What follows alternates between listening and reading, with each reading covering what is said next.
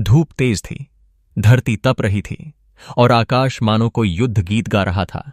कुरुक्षेत्र की धूल उड़ रही थी, जहां वीरों के पांव पड़ते ही जमीन कांप जाती थी। आज का दिन अलग था, ना केवल इस युद्ध का, बल्कि इस युग का सबसे बड़ा अध्याय लिखा जाने वाला था। सेनाएं सज चुकी थीं। कौरवों की ओर से एक घातक योजना तैयार हो चुकी थी। चक्रव्यूह, एक ऐसा युद्ध रचना जिसे तोड़ पाना किसी साधारण योद्धा के बस की बात नहीं थी।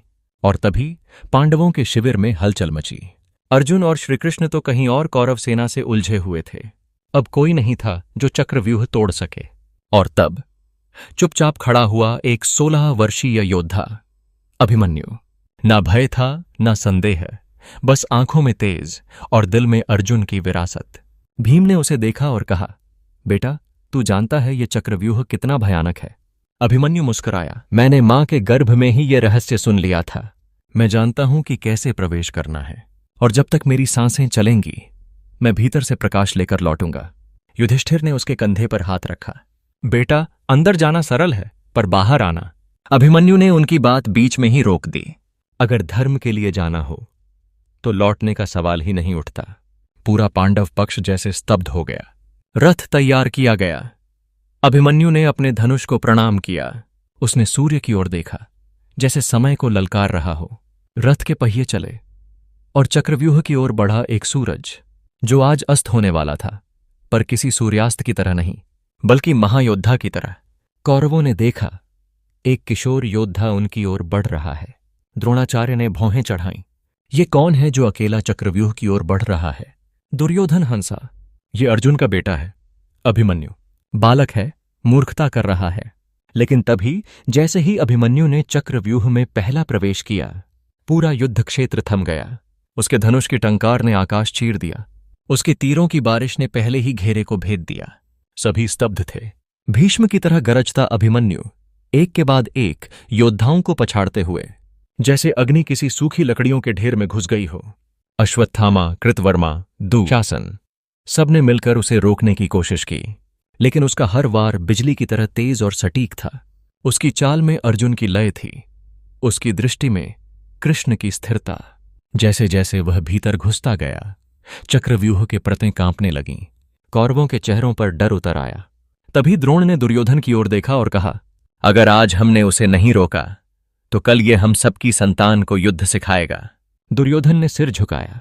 तो धर्म छोड़ दो, न्याय भूल जाओ। आज इस बालक को मरना ही होगा। और यहीं से शुरू हुई अधर्म की योजना। अभी अभिमन्यु को यह नहीं पता था कि वह चक्रव्यूह में अकेला नहीं है, बल्कि एक पूरे षड्यंत्र के केंद्र में पहुंच चुका है। अभिमन्यु अब चक्रव्यूह के तीसरे घेरे में प्रवेश कर चुका था। हर कदम पर एक नया योद्धा, एक नई चुनौती। लेकिन उसकी चाल में थकावट नहीं, उसकी आंखों में केवल लक्ष्य था। चक्रव्यूह का केंद्र सामने आया। कौरव सेना का बलशाली योद्धा, बृहद्बल, गजब का पराक्रमी, तेज और घातक। लेकिन अभिमन्यु ने एक क्षण की भी देरी नहीं की। तीर छोड़ा, सीधा उसके रथ का ध्वज गिरा। बृहद्बल चौंका, और तब तक एक और तीर उसके कवच को भेद चुका था। एक ही क्षण में एक राजकुमार भूमि पर गिरा। लेकिन अभिमन्यु नहीं रुका। वो सिर्फ लड़ नहीं रहा था, वो एक युद्ध गीत गा रहा था। उसके रथ के पहिए जमीन को चीरते आगे बढ़ रहे थे, उसके तीर जैसे शेर की दहाड़। तभी अचानक सामने प्रकट हुआ शासन का पुत्र। दुशासन की आंखों में घमंड। बालक, तुझमें तो केवल अभिमान है, शक्ति नहीं। अभिमन्यु ने एक हल्की मुस्कुराहट के साथ कहा, तूने मेरी उम्र देखी, मेरी आग नहीं। तलवारें टकराईं, रथ एक दूसरे से भिड़े, घोड़े बिदक गए, धूल का तूफान उठा। दुशासन पुत्र ने तलवार से वार किया। अभिमन्यु ने ढाल से रोका, और उसी पल एक उल्टा वार। उसकी तलवार सीधे दुशासन पुत्र की गर्दन तक पहुंची। खून की धार हवा में उछली और कुरुक्षेत्र की मिट्टी लाल हो गई। कौरव पक्ष सन्न। लेकिन अब द्रोणाचार्य ने इशारा किया, अब धर्म के नियम त्याग दो। ये अभिमन्यु नहीं, ये मृत्यु है। इसे रोकना ही होगा, चाहे जैसे भी। और यहीं से शुरू हुआ सबसे क्रूर अध्याय। एक वीर के सामने अब एक एक कर 7 महारथी एकत्र हुए। कृपाचार्य, कर्ण, दुशासन, अश्वत्थामा, कृतवर्मा, शल्य, द्रोण। सातों ने एक साथ योजना बनाई। एक एक कर वार मत करो, सब एक साथ हमला करेंगे। उसे भ्रम में डाल दो, थका दो और फिर समाप्त कर दो। और ये वो क्षण था जब धर्म युद्ध अधर्म की भेंट चढ़ गया, अभिमन्यु को अब एहसास हुआ कि उसके इर्द गिर्द सिर्फ युद्ध नहीं बल्कि धोखा है। उसने अकेले एक के बाद एक वार झेले, हर दिशा से आते अस्त्र, हर पल एक नई चोट। उसके रथ के घोड़े घायल हो गए, रथ का ध्वज टूट गया, रथ चक्र की धुरी जमीन में धंस गई। अब वो पैदल था, पर अभिमन्यु अभिमन्यु था। उसने जमीन से एक पहिया उठाया और उसी को बना लिया अपना हथियार। पसीना बह रहा था, शरीर रक्त से लथपथ, पर उसकी आंखों में अब भी वही तेज था जो अर्जुन में था, जो पांडवों की न्यायप्रियता में था। कर्ण ने उसे पीछे से वार किया, पीठ पर गहरा घाव। अभिमन्यु घूमा, कर्ण को देखा, पीठ पर वार, यही तुम्हारी वीरता है? कर्ण की आंखें झुक गईं।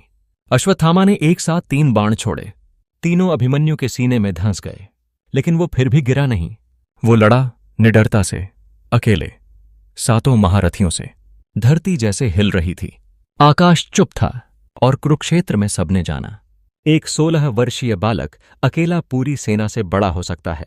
अभिमन्यु अब घुटनों पर था, शरीर पर तीरों की बौछार, छाती में गहरे जख्म, हाथों में कोई शस्त्र नहीं, पर आंखों में आज भी वही ज्वाला थी, अर्जुन की ज्वाला।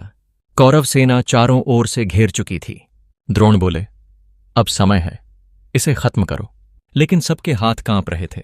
सामने एक बालक था, पर उसकी आंखों में ऐसा तेज था जो सबसे सवाल कर रहा था, धर्म के नाम पर अधर्म क्यों? कर्ण ने फिर से तीर उठाया, लेकिन तब अभिमन्यु ने आकाश की ओर देखा और कहा, हे प्रभु, अगर मेरा युद्ध धर्म के लिए है तो मेरी मृत्यु भी धर्म की विजय का कारण बने।